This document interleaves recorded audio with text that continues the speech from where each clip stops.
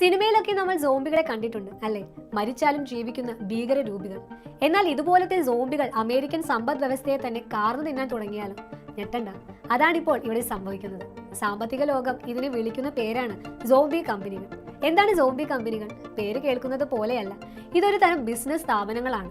കടത്തിൽ തുടങ്ങി കടത്തിൽ ജീവിച്ച് ഒടുവിൽ കടത്തിൽ തന്നെ അവസാനിക്കുന്ന സ്ഥാപനങ്ങൾ.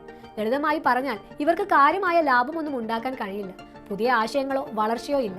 ഒരു ലോൺ എടുത്ത് ബിസിനസ് തുടങ്ങും, അത് തിരിച്ചടയ്ക്കാൻ മറ്റൊരു ലോൺ എടുക്കും, ആ പലിശ കൊടുക്കാൻ വേറൊരു ലോൺ. ഇങ്ങനെ കടത്തിന് മുകളിൽ കടം വാങ്ങി പേരിന് മാത്രം പ്രവർത്തിച്ചു പോകുന്ന ജീവശവങ്ങളായ കമ്പനികളാണിത്. എന്തുകൊണ്ട് അമേരിക്കയിൽ ഇത് കൂടുന്നു? അമേരിക്കൻ നിയമപ്രകാരം സ്റ്റാർട്ടപ്പുകൾക്ക് വളരെ കുറഞ്ഞ പലിശയിൽ ലോൺ കിട്ടും. നല്ല കാര്യമാണ്. പക്ഷേ ഈ നിയമത്തിന്റെ പഴുതുപയോഗിച്ചാണ് ഇത്തരം കമ്പനികൾ പെരുകുന്നത്.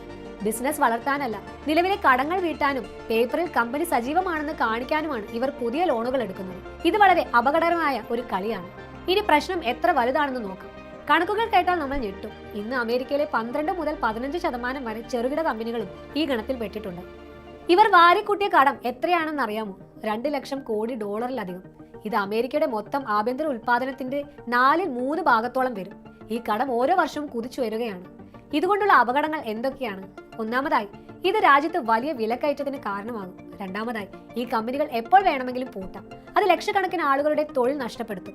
മൂന്നാമതായി, ഈ കമ്പനികൾ കൂട്ടത്തോടെ പൊളിഞ്ഞാൽ അമേരിക്കൻ ഓഹരി വിപണിയായ വാൾ സ്ട്രീറ്റ് തകർന്നടിയും. അത് ലോകം മുഴുവൻ സാമ്പത്തിക മാന്ദ്യതയ്ക്ക് വഴിവെക്കും. ഇതിനൊരു മറുവശം കൂടിയുണ്ട്. ഈ സോംബി കമ്പനികൾ കാരണം നന്നായി പ്രവർത്തിക്കുന്ന മറ്റു കമ്പനികൾക്ക് വളരാൻ കഴിയുകയില്ല. കാരണം ബാങ്കുകളുടെ പണം മുഴുവൻ ഈ കടക്കെണിയിൽ പെട്ട് കിടക്കുകയാണ്. ഇനി നമുക്ക് ഇന്ത്യയുടെ കാര്യം നോക്കാം. അമേരിക്കയിൽ എന്ത് നടന്നാലും നമുക്ക് എന്താ എന്ന് ചിന്തിക്കരുത്. അമേരിക്കൻ പ്രതിസന്ധി ഇന്ത്യയെയും ബാധിക്കും. നിലവിൽ ഇന്ത്യയും അമേരിക്കയും തമ്മിൽ 9,000 കോടി ഡോളറിന്റെ വ്യാപാരമുണ്ട്. നമ്മുടെ IT, ഫാർമ കമ്പനിയുടെ ഏറ്റവും വലിയ വിപണിയാണ് അമേരിക്ക. അവിടെ ഒരു സാമ്പത്തിക പ്രതിസന്ധി ഉണ്ടായാൽ അത് നമ്മുടെ കയറ്റുമതിയെയും ഈ കമ്പനികളുടെ ലാഭത്തെയും നേരിട്ട് ബാധിക്കും. ഇന്ത്യയിലും ഇത്തരം സോംബി സ്റ്റാർട്ടപ്പുകൾ ഇല്ലെന്നല്ല, പക്ഷെ നമ്മുടെ ബാങ്കിംഗ് നിയമങ്ങൾ അമേരിക്കയുടേതുപോലെ അത്ര ഉദാരമല്ലാത്തത് കൊണ്ട് ആ ഭീഷണി ഇവിടെ കുറവാണ്. എങ്കിലും സാമ്പത്തിക വിദഗ്ധർ ഇന്ത്യക്ക് മുന്നറിയിപ്പ് നൽകുന്നുണ്ട്.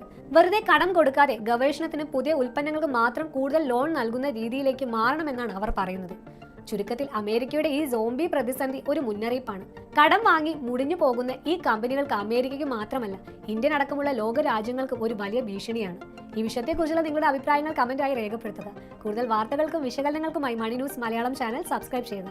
മറ്റൊരു വീഡിയോയുമായി കാണാം. നന്ദി.